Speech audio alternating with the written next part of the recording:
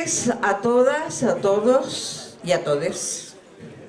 Abrazo Ciudadano está muy complacido de poder recibir a esta periodista, escritora, editora en este lugar que también es tan caro a nuestros sentimientos, tan generosamente se brinda para poder escuchar la palabra de aquellos que viven esta realidad de la Argentina, que la escriben y luego nos permiten leerla y reflexionar con ellos. Les pido en primer lugar un aplauso para la señora Sandra Russo.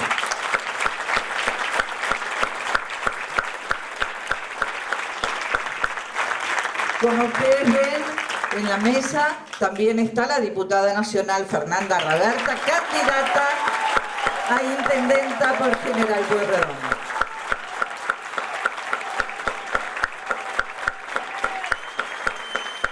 Y el periodista Vito Amalfitano, creador de Abrazo Ciudadano.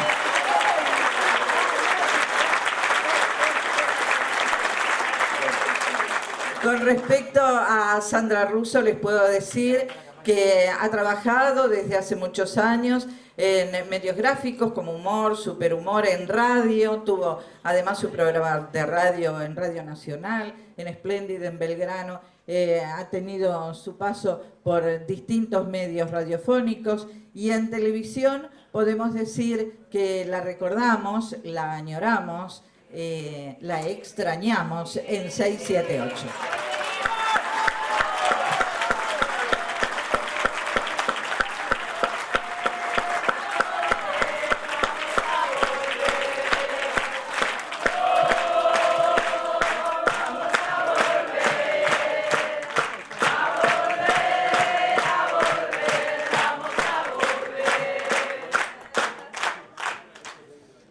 Quiero contarles que además del libro que viene a presentar, tiene otros escritos. No sabés lo que me hizo, Crónicas del Naufragio 1, vendría a ser, Arquetipos, Perdonen nuestros placeres, Erótica, Amar y flirtear, Cleopatra y otros cuentos, Milagro Sala, Jalala, La Tupac Amaru, Utopía en construcción, La Presidenta, Fuerza propia, La cámpora por dentro, y me parece, seguramente ella lo va a decir, dos libros que son los que más añora y quizá los que más quieren, que es Lo femenino y 22 cuentos cortos y ligeros. Antes de darle la palabra, tanto a Sandra como a Vito como a Fernanda, me gustaría recordarles a todos ustedes que hemos tenido algún problema en ADUM, en realidad ellos en la instalación de agua y energía eléctrica, que no se va a mejorar hasta el martes próximo. Y es por eso que la presentación de Ignacio Copani del día de mañana se pasa para la Asociación Empleados de Casinos. Así que si ustedes tienen las entradas, les rogamos que recuerden esta dirección, que es 25 de mayo 2847. Asociación Empleados de Casinos. Entonces mañana a partir de las 21 estaremos allí disfrutando de la música, de las canciones de Ignacio Copani. Ahora sí, le damos la palabra a Vito Amalfitano con un aplauso grande para los tres.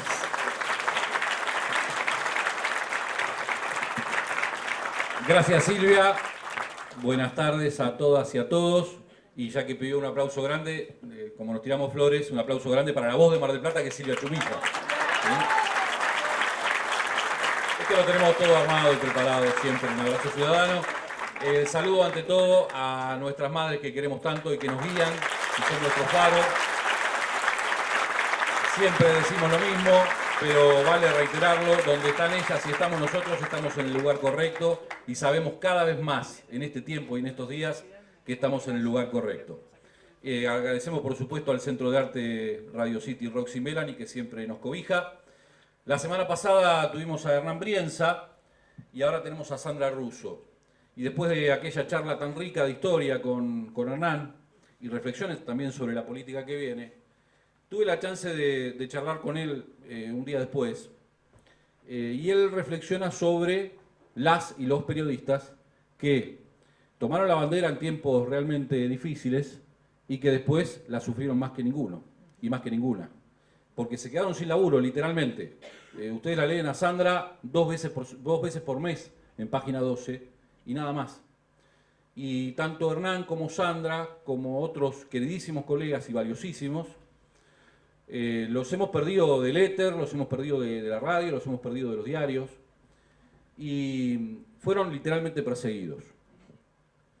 Hay que decir que no solo han sido perseguidos, y esto es lamentable decirlo, y corre por mi cuenta, no solo han sido perseguidos por los oponentes, sino que a veces también nuestros compañeros y compañeros no le han dado el cobijo que deberían haberle dado en los momentos difíciles.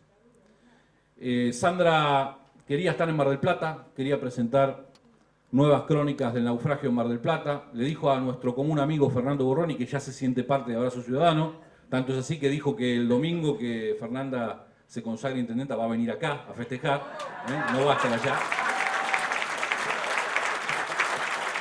Y Borroni me dijo, yo milito en Mar del Plata, sí, me dijo milito en Mar del Plata por Fernanda. Y me dijo, Sandra quiere estar en Mar del Plata, quiere acompañar a Fernanda Raberta, quiere acompañar lo que significa la candidatura en Mar del Plata de Fernanda Raberta, el valor que tiene, y además quiere hacer su primera presentación de Nuevas Crónicas del Naufragio, que no se presentó en ningún lugar en este momento en la Argentina. Y lo hace Sandra en Mar del Plata.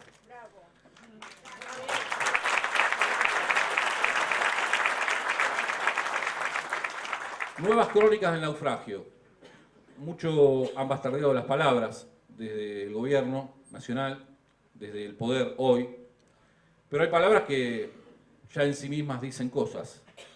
Y estamos en un naufragio, un nuevo naufragio como aquel de 2001-2002, cuando escribió las primeras crónicas del naufragio Sandra Russo. Y de un naufragio, ¿cómo se sale? Se sale con valentía, se sale con coraje, se sale con los mejores botes, con la mayor capacidad de decisión, se sale con inteligencia. ¿Cómo se sale de un naufragio? ¿Cómo se llega a la orilla?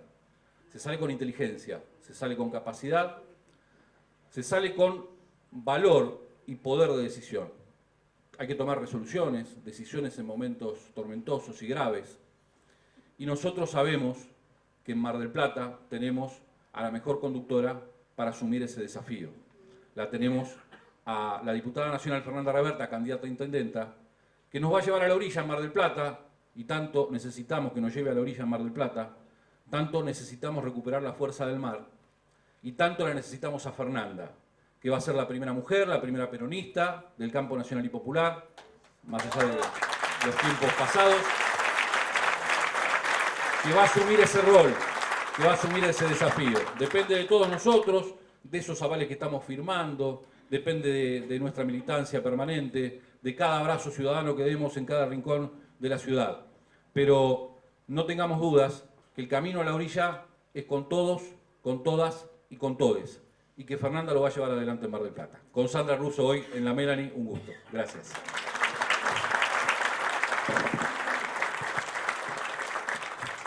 Bueno, gracias Vito, buenas noches, compañeros, compañeras, buenas noches madres, gracias por acompañarnos siempre.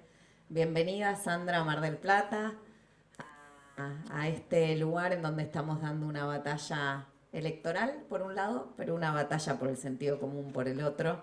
Así que cuando nos dijo Vito que venías, digo, qué suerte que tengamos a alguien más haciendo fuerza en esto de pensar y repensar este presente, que sea a partir de una herramienta, un instrumento como es este libro, que recoge una primera crónica ya en enero del 2016 y que habla de la detención ilegal y arbitraria de nuestra compañera Milagros Sala, que termina en enero de este año y que seguramente yo pensaba en el recorrido de estas crónicas que fui viendo que pasaban por cosas que tal vez en este tiempo uno va pasando, ¿no? Y va naturalizando, y no naturalizando en el sentido de aceptando, pero digo, vamos viendo cómo este tiempo genera semejante grado de retroceso. Sin embargo, en estas crónicas, en cada una de estas crónicas, hay algo en estas contratapas. Yo digo crónicas, no sé si está bien, pero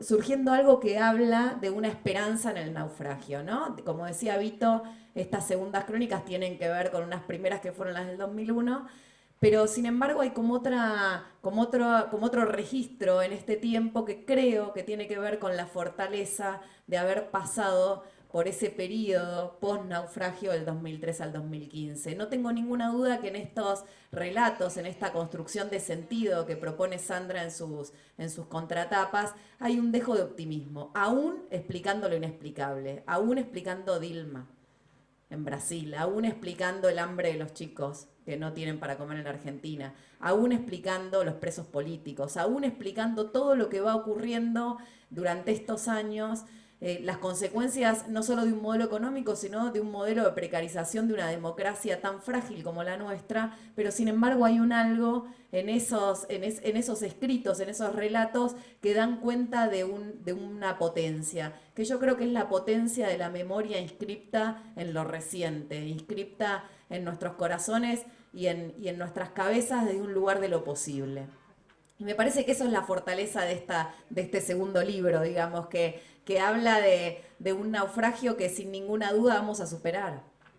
Y vamos a superar no porque nos parece poco el retroceso. Yo hace tiempo vengo diciendo que esos 30% de chicos y chicas argentinas que durante el 2018 no comieron lo básico, no van a recuperar ese alimento. No pueden recuperar lo que no se alimentaron durante el 2018. O los chicos de 11 años que no recibieron la vacuna, la dosis de la meningococos contra la meningitis, no van a recuperar esa vacuna porque ya tienen 12, ya tienen 13, ya tienen 14. Los chicos que están yendo a la escuela, 9:30 de la mañana, porque 7:30 hace mucho frío y no hay calefacción, esas 2 horas del día no las van a recuperar. Sin embargo, y creo que eso es la fortaleza de este libro, sin embargo sabemos que podemos detenerlo y sabemos que podemos reconstruir hacia el futuro, que vuelva ese alimento a estar en la mesa de los argentinos y que los nenes no tengan que comer en el comedor, que vuelva el calendario inédito en América Latina de 16 vacunas obligatorias para los chicos y las chicas argentinas, que volvamos a tener las horas que corresponden de clases para que nuestros chicos no solo crezcan, no solo aprendan, sino que además estrenen entre sus compañeros, entre sus pares y así construyan su comunidad más próxima. Entonces, la posibilidad y la fortaleza de saber que esto se puede detener tiene un registro seguramente en la salida del infierno del 2003, pero también tiene un registro en ese poder que hemos construido a partir de ese 9 de diciembre del 2015, ese día en que nuestra compañera Cristina Fernández de Kirchner nos dice que nos va a mirar los ojos y nos describe a cada uno de los que estábamos ahí y nos dice: ahora es el tiempo de ustedes, el tiempo de la defensa de los derechos por ustedes mismos. Y a mí me ilusiona, digamos, que estas crónicas del naufragio tengan ese dejo de esperanza y de optimismo. Me ilusiona porque es un año electoral. Y es un año donde la batalla simbólica, la batalla por el sentido común, la batalla cultural, como dice Sandra en su libro, la batalla subjetiva, la podemos dar electoralmente.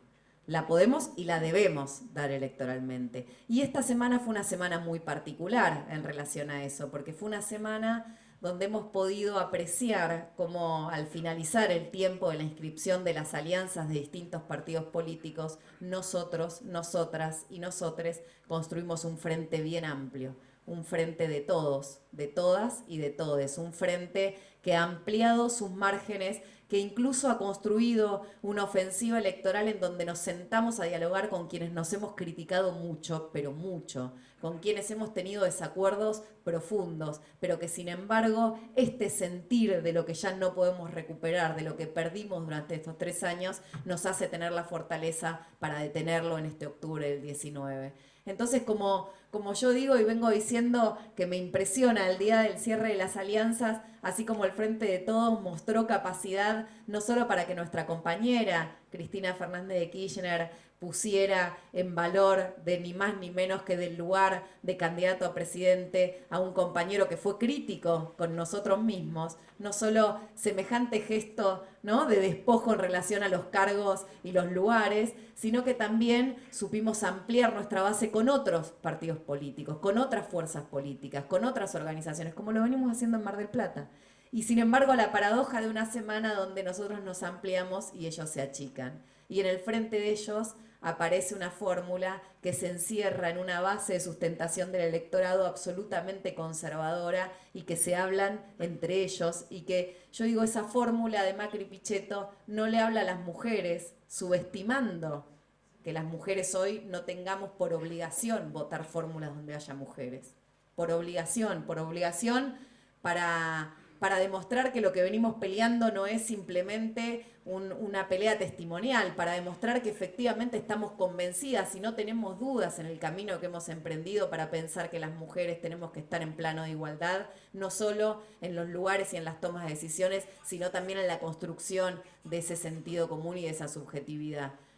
Pero además es una fórmula que no le habla a los jóvenes, porque si algo no le aportó el vicepresidente que eligió el presidente fue juventud ni nada fresco a la política. Lo podían haber tenido, porque digo, en Cambiemos podían encontrar alguna figura un poquito más novedosa. Bueno, no lo hicieron. No le habla a los desencantados de Cambiemos, que son los desencantados que están desencantados con este gobierno, pero que además lograron por su batalla cultural, así como nosotros dimos la nuestra sobre el empoderamiento de los ciudadanos y de las ciudadanas, ellos dieron la suya para desprestigiar a la política y entonces los desencantados de Cambiemos hoy están desencantados de la política.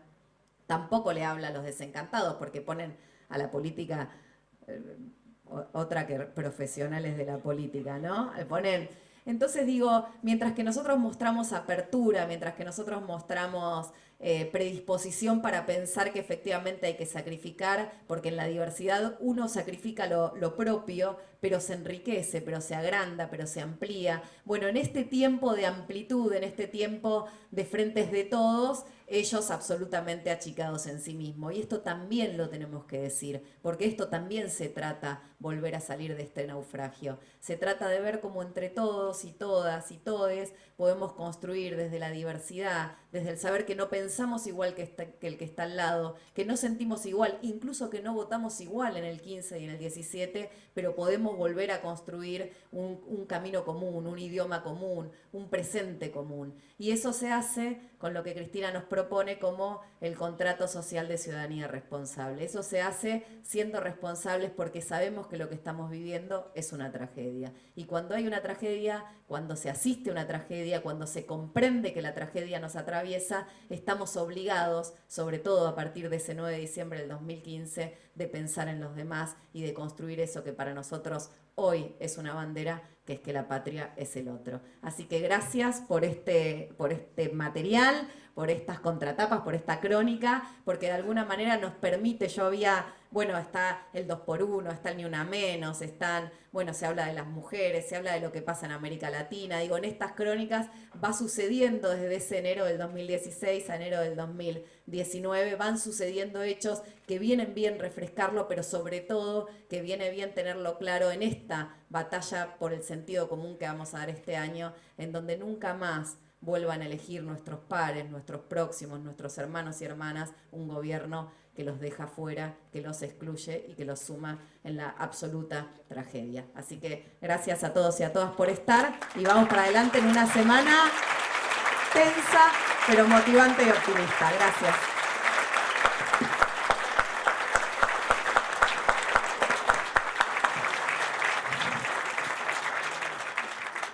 Bueno, buenas tardes a todos y a todas y a todes. Muchas gracias por el recibimiento, muchas gracias a Vito y a Fernanda. Es cierto que yo quería venir, es la primera vez que vengo a dar una charla o a hacer una presentación de un libro a esta ciudad en la que pasé muchos veranos en la infancia. Y es cierto que, yo acá tengo dos libros, este último, que es el que vengo a presentar, y Lo Femenino, que es tampoco el último, el anteúltimo, porque quedó como un poco taponado en la industria editorial, y es un libro que yo quiero mucho, que reivindico mucho, que tiene mucha vigencia y que está entrelazado con algunos temas de las nuevas crónicas del naufragio. Estas notas fueron quincenales, como decía Vito, yo estoy en una lista negra como todos mis ex compañeros de 6, 7, 8, hace 4 años que no podemos trabajar en ningún medio profesional, ni siquiera en los que consideramos amigos. Uno no termina de saber nunca si eso está escrito, si está dicho, o si alguien se aprovecha de la lista y a uno lo saca del medio porque está muy quemado. Y hay que entender que el estigma, que la demonización, aquello de lo que empezó a hablar Zaffaroni hace unos años, se completa, el círculo se completa, no cuando el enemigo te ataca y te demoniza, sino cuando el compañero te considera que estás quemado y prefiere no correr riesgos. Ahí se completa el círculo del estigma y ahí es cuando el enemigo tiene éxito. Entonces, digamos, yo siempre trabajé en medios peligrosos, desde que soy muy chica. Tengo 40 años de praxis periodística. Empecé a los 18 años en El Expreso Imaginario, en una revista de rock de la dictadura, pero que era como un templo para la gente de mi generación.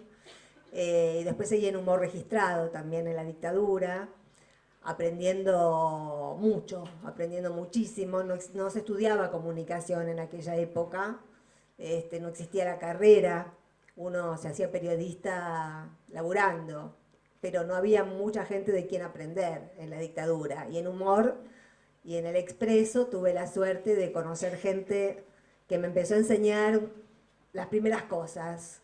Y después, bueno, en Página estoy desde el 87, desde el año en el que se creó con la anterior administración, que cambió justo cuando cambió el gobierno. Y hacían, bueno, yo en Página hice de todo, tuve cargos de todo tipo en tantos años, fui jefa de muchas secciones, quiero decir, tuve mucha práctica de redacción, mucha práctica de edición. Y soy un bicho de gráfica, aunque he laburado mucho en radio, aunque mucha gente me conoce por 678. Eso llegó después de muchísimos años de gráfica, porque para mí la gráfica es la base del pensamiento periodístico. Yo creo que todos los periodistas deberían escribir, aunque sean sus propias notas para la radio, pero la escritura, el lenguaje, la posibilidad de tener la rienda del lenguaje, eso es lo que yo enseño, porque me gano la vida dando talleres de escritura hace 4 años, pero en realidad lo vengo haciendo hace 15, porque como empecé la frase diciéndoles que siempre trabajé en medios peligrosos, siempre supe que podía llegar el momento de quedarme sin trabajo. ¿Y con esto qué quiero decir? Con esto quiero decir que para mí, el otro día uno de los compañeros de Telam me pedía que le mandara un audio para la radio abierta y yo les decía, le mandé un audio donde decía, los invito a los compañeros que están ahí en el Día del Periodista a que recuerden cuál fue el primer impulso que los llevó al periodismo, qué fue lo primero que los hizo acercarse al periodismo. Y yo estoy segura que en una amplísima mayoría ese primer impulso tuvo que ver con que haya menos injusticia en el mundo, que las cosas sean más justas. Si no es para eso, a mí el periodismo mucho no me interesa. La verdad no me parece que sea una tarea que yo prefiero la docencia en ese caso. Así que bueno, hacer 678 todos sabíamos que era un riesgo, lo que no sabíamos es que iba a venir una venganza, pero que no se limita solamente a nosotros. Una venganza que incluye más de 40 presos políticos, una venganza contra los sectores populares que han vivido, según ellos, en la ilusión de que se podían comer 4 veces por día y que se podía nacer pobre y llegar a la universidad. Es una venganza contra todos los que creyeron que podían vivir en una sociedad con movilidad social ascendente. Y es difícil haber transmitido eso, y les es difícil transmitir eso, porque nosotros como argentinos tenemos casi en nuestra constitución subjetiva la posibilidad de ascender socialmente a través del trabajo. Eso es lo que nos han inculcado nuestros padres, que han venido muchos de ellos analfabetos, o abuelos, muchos de ellos analfabetos. Y no es tampoco que con esto quiera decir que los argentinos venimos de los barcos, porque justamente una de los ítems que abarcan las nuevas crónicas del naufragio y que forman parte de mi agenda personal es la deuda enorme que tenemos con los pueblos originarios en la Argentina y en toda América Latina. Este es un país racista, es un país racista. Se ha constituido como un país racista. Las primeras oleadas inmigratorias fueron la excusa para dividir a este país en blancos y negros.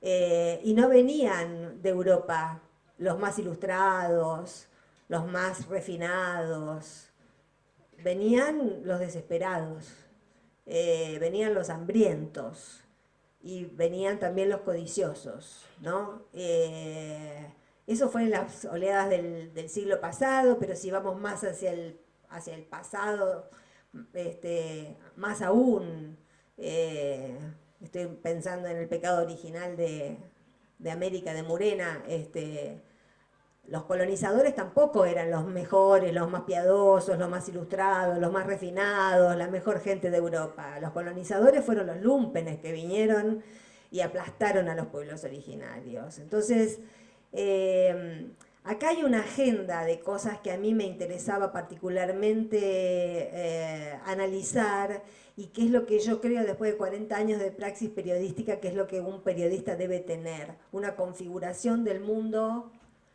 que sea capaz de conceptualizar y de transmitir, y eso es lo que uno como periodista puede brindar a la gente que lo sigue. Y no es fácil tener una agenda siendo periodista, es una pelea permanente, pero como decía Fernanda, es también optimista en el sentido de pienso en Foucault, por ejemplo, en esa frase que dice que el poder no solo reprime y no solo disciplina, sino que a su pesar también produce. Y puedo creer también que Abrazo Ciudadano o otras agrupaciones que he visto a lo largo de estos 4 años en los que estuve viajando por todo el país, dando clínicas, dando charlas, es lo que produjo Macri, la agrupación gregaria de a muchos, de a pocos, de a 30, de a 100, de a 300, de a 800, de a 1000, pero desde el 2016 no he parado de ver gente activando, protestando, moviéndose, saliendo a la calle. Lo que pasa es que eso no tiene reflejo en los medios y tenemos todavía la inercia de creer que la realidad pasa por los medios, cuando por los medios pasa la sensación de irrealidad. Eso es un tema en el que yo insisto mucho en varias de las notas, que hay que romper el hechizo y hay que ver la realidad tal cual es. Lo que reflejan los medios es lo que quieren que creamos que es la realidad, pero no lo es. Y a veces nos enojamos mucho con nosotros mismos. Yo doy muchos debates en Facebook, que ahora estoy tratando de borrarme del Facebook porque voy a alargar mi propio portal para hacer las cosas un poco más meditadas, porque soy demasiado pasional y además para poder, sí, mucha mala palabra. Mi hija me dice, pero ¿te parece, mamá? ¿Te parece que tenés que poner, este es un sorete?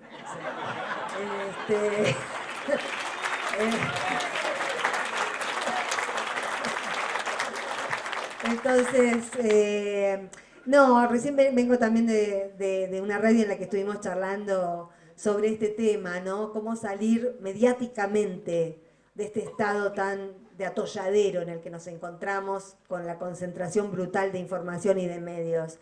Y yo estoy con un portal en construcción, con Sergio Viñeski, con Jorge Elbaum, porque estoy convencida, absolutamente convencida cada vez más, de que el futuro de la comunicación, y yo más que periodista siempre me sentí comunicadora, porque yo hago comunicación cuando hablo con ustedes, cuando escribo, cuando hago radio, cuando hago televisión, cuando enseño a escribir, cuando doy una clínica de escritura en un pueblo perdido de alguna provincia argentina. todo eso es comunicación, y comunicación podemos hacer todos, los que estudiamos comunicación y los que no también, como decía Walsh, todos somos un medio de comunicación. Y estamos llamados en este momento a ser cada uno de nosotros un medio de comunicación. Pero en lo que hace a lo profesional, porque hay saberes evidentemente que tienen que ver con esa praxis, bueno, he decidido que necesito volver a vivir de mi trabajo y que tengo que tomar la iniciativa de ese portal, pero no, por supuesto que estuve mucho tiempo pensando en el tema de las suscripciones, viendo otros portales, veo que algunos reproducen un sistema clasista que a mí no me gusta, ¿no? Que si pagas 100 tenés derecho a tal cosa, si pagas 200 tenés derecho a tal otra, si pagas 400 tenés derecho a tal otra, si pagas 1000 te invito a mi casa. Bueno, no, así no es. No, yo creo que hay que expandir la conciencia de que la comunicación está siempre y ha estado siempre intervenida por la pauta política o comercial. Y que la pauta es un intermediario entre el pueblo y la información. Y que así como existe, o como ha dejado de existir, mejor dicho, en este país, la libertad de expresión, también ha dejado de existir al mismo tiempo, porque son una sola y misma cosa, el derecho de acceso a la información. Y eso tiene que ver con el público y no tanto con los periodistas. En realidad, en ese ida y vuelta de garantías y derechos somos una sola y misma cosa. Y nos tenemos que entender entre nosotros. Y quien se suscriba al portal, tal vez pensemos para el futuro algo, pero no estoy pensando en a ver qué piñata puedo ofrecer para seducir a alguien, para que ponga más plata.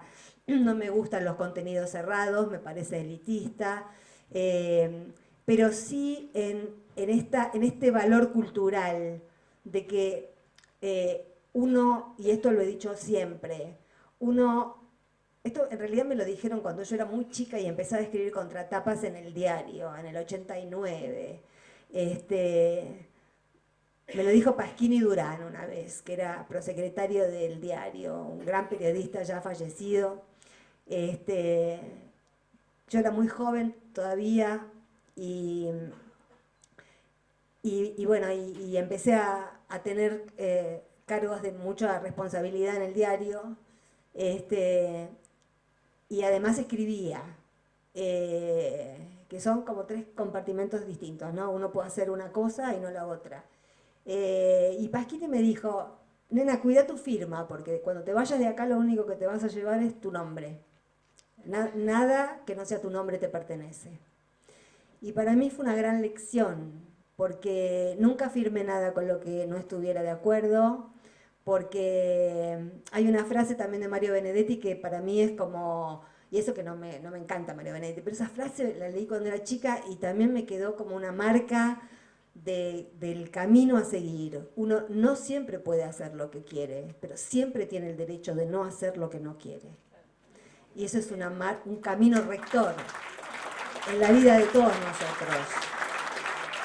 Por supuesto que se pagan costos, pero siempre podemos decir que no a lo que nos parece que es incorrecto. Y más tratándose de periodismo y más tratándose de una época de noticias falsas y de fake news y de operaciones. En algunas de estas contratapas, en muchas de estas contratapas, yo traté desde el 2016 de decodificar el lenguaje de Cambiemos, porque me daba cuenta que estábamos ante un dispositivo de poder que no era conocido en el mundo hasta ese momento. Seguimos siendo un globo de ensayo. No hay ningún otro país en el mundo que haya puesto en cada ministerio a un CEO de una corporación. Estaba segura, incluso hay una de esas chapas con mi foto dando vueltas por internet desde el 2016. Era muy prematuro ese diagnóstico, pero yo estaba convencida de que no habían venido a gobernar, habían venido a destruir. Estaba convencida de que Macri tenía mandantes afuera de la Argentina, que no era Mañeto nada más, que iba más arriba, que esto era un experimento global, que querían saber qué pasaba en un país donde las corporaciones tomaban directamente las riendas de todo, al costo de destruir la política. Y en realidad, y esto es una lectura muy rápida que hice hoy al pasar, cuando me enteré, en realidad cuando lo vi salir a Pichetto de esa reunión donde dijo que el peronismo tiene que revisar porque hay un ministro, uno que quiere ser el gobernador de la provincia de Buenos Aires que viene del comunismo, faltaba que dijera que era oriundo de Odessa de nuevo. Y, y digamos, acá hay mucho análisis de lo que es el neoliberalismo. Yo lo estudié mucho cuando hice el libro de Milagro Hayaya, porque trabajé con un libro de la Universidad de Jujuy que era un lujazo, que estudiaba, donde se detallaba la entrada del neoliberalismo en los 90 aquí, y cómo se fue desarticulando el Estado. Bueno, la primera ley del Menemato fue la ley de reforma del Estado, y cómo había impactado en las provincias más débiles, como Jujuy. Y no hay ningún país, mejor dicho, no hay ningún partido en el mundo que se llame partido neoliberal. El neoliberalismo se ocupa básicamente de perforar y de infiltrar a partidos históricos y de vaciarlos de todo contenido y de arruinarlos. Está pasando en España con el PSOE, está pasando en Santa Fe con el socialismo, está pasando, bueno, ha pasado con la Unión Cívica Radical, y el intento de Pichetto, no me cabe duda, que es tratar de sembrar cizaña y de meter el gusano neoliberal de nuevo en el peronismo. Más allá de que creo que no lo va a poder hacer, por esto de la resistencia y por esto del tejido social que no han logrado romper en estos 4 años, no lo han logrado romper.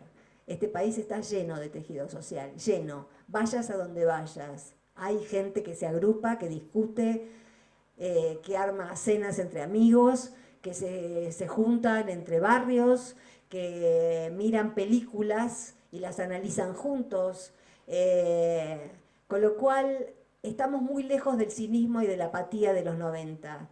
Eso es lo que da optimismo, y ustedes vayan diciéndome cuando tengo que cerrar, porque yo cuando hablo, hablo.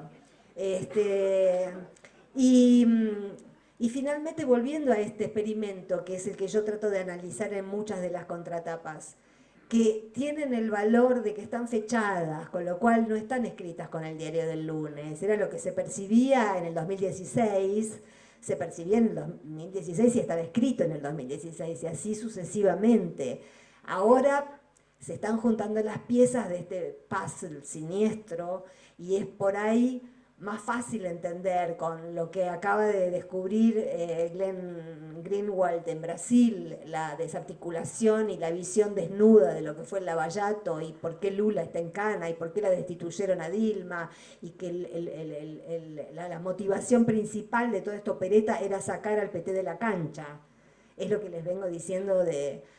cuando el peronismo en los 90 era Menem, el peronismo no le importaba a nadie de estos del poder, porque estaba cooptado, porque estaba domesticado. El peronismo que renace en el 2003 es el peligroso, y es el que quieren desarmar, pinchar, envenenar. De todas maneras, gran parte también de los análisis, porque forman parte de mi propia perspectiva de lectura de la realidad, tienen que ver con lo regional y con lo internacional. Es como un chip que tengo desde chica. Bueno, también fui editora de política internacional en el diario, con lo cual me quedó de esa época la lectura de los movimientos pendulares en el mundo. Y creo que el origen, si uno va al hueso, nos empezaron hablando de grieta, que durante varios años se leyó como una grieta cántica, una grieta totalmente superficial. Si uno va al hueso de cuál es la grieta en este momento, globalmente, que en realidad formamos parte de esa oleada global. Lo que está pasando en la Argentina tiene sus características propias y tiene sus personajes propios.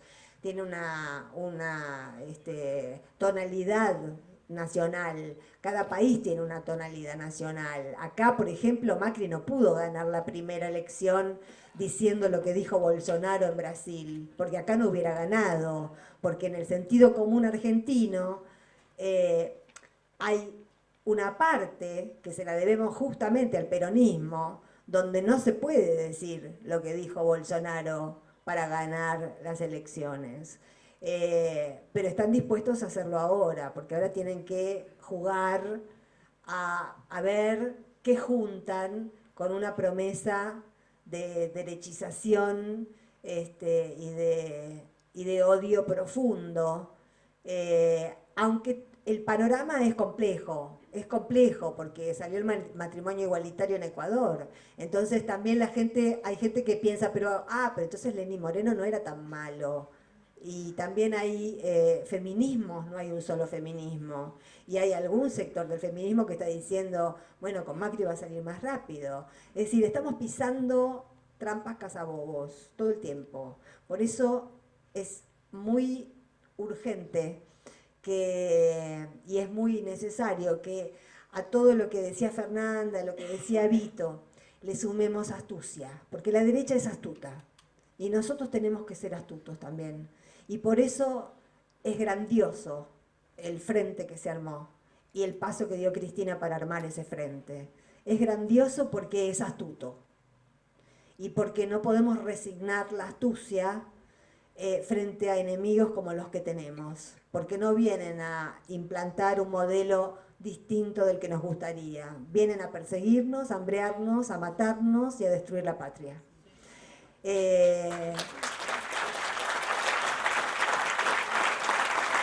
Bueno, y finalmente, bueno, después si quieren abrimos un poquito a un par de preguntas, pero yo quería terminar leyéndoles dos parrafitos que tienen que ver con el patriarcado. Lo femenino es un libro que a mí me gusta mucho porque aborda... a mí me gustan mucho los análisis originales y las aproximaciones desde lugares insospechados, porque es mi trabajo, digamos, es en lo que yo me he especializado. Acá hay muchas notas que son políticas, pero empiezan hablando de narrativa, o encontrar otros caminos para llegar a iluminar zonas que la repetición constante de la radio, que de Gary Paluch, Majul, hacen que uno se taradice, digamos. Entonces es necesario ideas fuerza muy potentes y caminos que en las calles laterales, incluso en literatura, a mis alumnos en los talleres siempre les digo, no tomen la avenida principal. En la avenida principal están las frases muertas. Vos, si vas por la avenida principal, creés que se te ocurrió algo y en realidad lo escuchaste hace 2 horas en un taxi. Tomá la colectora, el pensamiento lateral es indispensable para iluminar zonas en este momento de gran confusión, porque además están apostando a la confusión. Esa es una frase de Assange.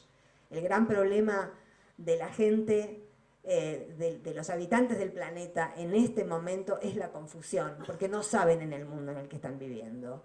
Y en figuras como Assange, en figuras como Snowden, en figuras como Falciani, hemos encontrado verdades que el periodismo no nos ha contado.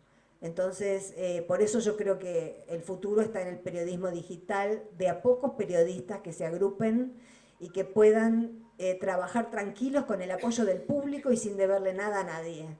Que sea un periodismo honorable, pequeño, humilde, con poco espíritu de ganancia, más que la de un trabajo como el que uno ha tenido toda la vida. Yo nunca laburé en un medio grande, con lo cual nunca gané mucha guita. Y no necesito mucho para vivir tampoco, pero no quiero ser facebookera porque voy a dejar mi portal activo, mi muro, mejor dicho, activo, porque ese Facebook yo lo armé en el 2016 y lo armé a propósito federal, regional e internacional, con lo cual reposteo noticias de todo el mundo y de todo el país porque me llegan, pero porque lo armé para que me lleguen. No es un Facebook personal donde saco fotos de vacaciones, digamos, es profesional. pero todos los pensamientos, las reflexiones, las entrevistas, todo eso lo quiero pasar al portal. Y lo femenino, les decía, antes de leer los últimos parrafitos, es un libro que a mí me gusta mucho porque como lo femenino y lo feminista, en realidad el título es una provocación, porque después explico que no hay ninguna frase que me parezca más patriarcal que aquella de las mujeres que dicen yo no soy feminista, soy femenina. Digamos, lo dice Mirta Legrand, lo dice Susana Jiménez, o sea, Pamela David, cuando en realidad también yo pongo en cuestión qué es lo femenino, qué es ponerse taco aguja, pintarse mucho, pintarse nada, es ser ama de casa, no serlo, es trabajar, no trabajar, dejarse mantener, no dejarse. No está escrito en ninguna parte qué es lo femenino. Somos las mujeres las que decidimos qué es lo femenino. Y hay muchas maneras de feminidades, muchas formas de feminidades. Uno de los ensayos de este libro, por ejemplo, tiene que ver es una comparación entre Cristina y Merkel. Las distintas feminidades, ya que hablamos de lo femenino, se expresaban. Yo tuve la suerte de presenciar en Berlín la primera bilateral entre las dos, y ahí salió la famosa foto de los zapatos, de taco de charol alto, el de Cristina, y sin taco, de gamuza sucio y roto, el de Merkel. Y la prensa internacional, la lectura que hizo fue que Cristina era una frívola, que lo único que hacía era pensar en qué zapatos se iba a poner, y que Merkel era una mujer de Estado tan ocupada que ni se había dado cuenta que los zapatos estaban rotos.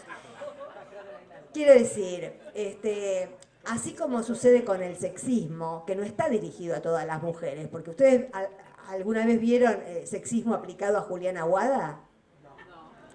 Y vaya que hay motivos, ¿no? Para puntas para criticarla, pero no la critican porque es un tipo de feminidad que no molesta al poder. Del mismo modo que las políticas que aplica Merkel son políticas que no molestan al poder, al contrario, lo articulan en la Europa de la Troika.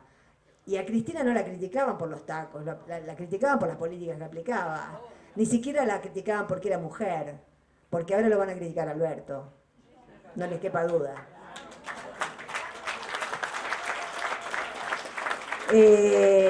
Y después hay bueno, esto es una chapa que les doy, pero a mí me encanta hablar de esto.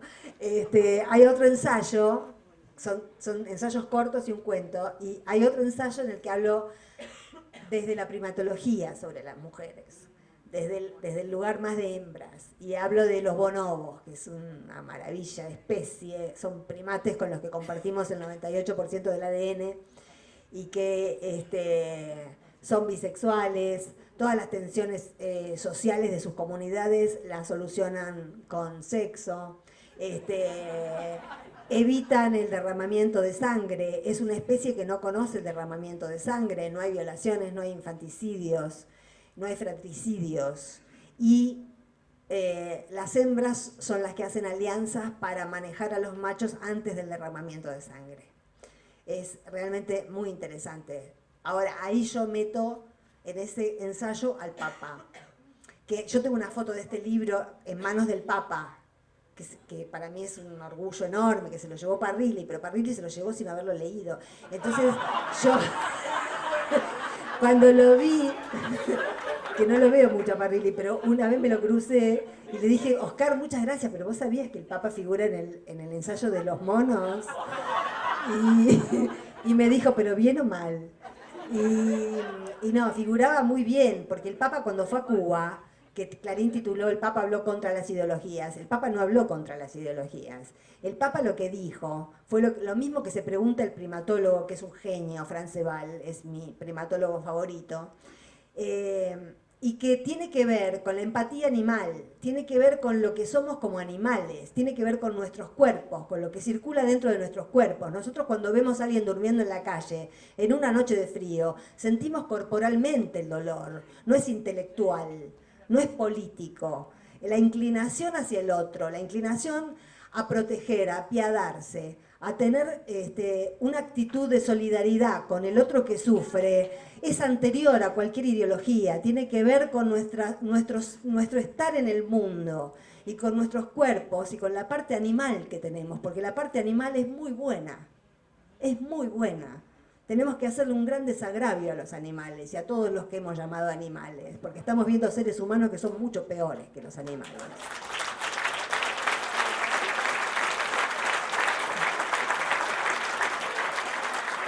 Bueno, y ahora sí, les leo estos 2 parrafitos y paro.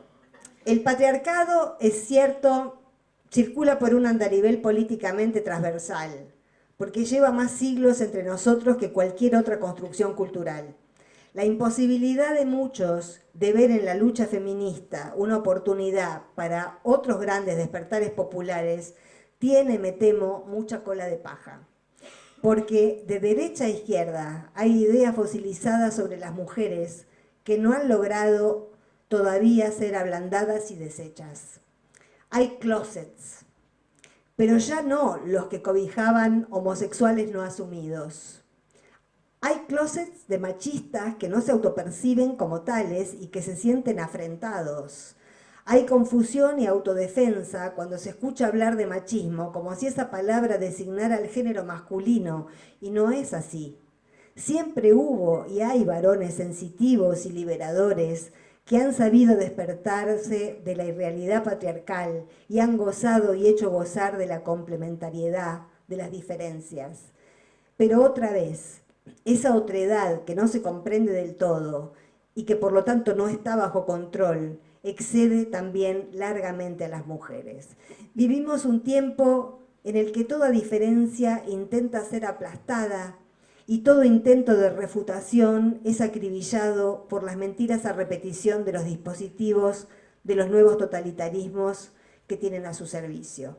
Pueden invertirse los términos y tendremos otra idea fuerza. Lo político es personal. Esta nota reafirmaba la idea feminista de que lo personal es político, y digo que lo político también es personal. Son decisiones políticas las que desde el diseño de un país provocan, por ejemplo, el cierre de una pyme y luego el llanto de un varón o una mujer que no saben cómo seguirá la vida y que naufragan en esa incertidumbre en la que Esteban Bullrich supo decir que debíamos acostumbrarnos a vivir. Y le decimos que no nos acostumbraremos nunca, que no entraremos al sentido de irrealidad al que nos conducen como si fuera un shopping de desgracias, que no creeremos nunca que somos poca cosa, ni que el fracaso es nuestro, ni que no hemos hecho los méritos suficientes para merecernos nuestra parte de la felicidad. Porque lo personal es político y lo político es personal, y tenemos por delante un único camino de lucidez posible, que es pensar y sentir el dolor de los otros como si fuera nuestro, sabiendo que la reciprocidad es el mecanismo, que la política es la herramienta y que la organización es el modo.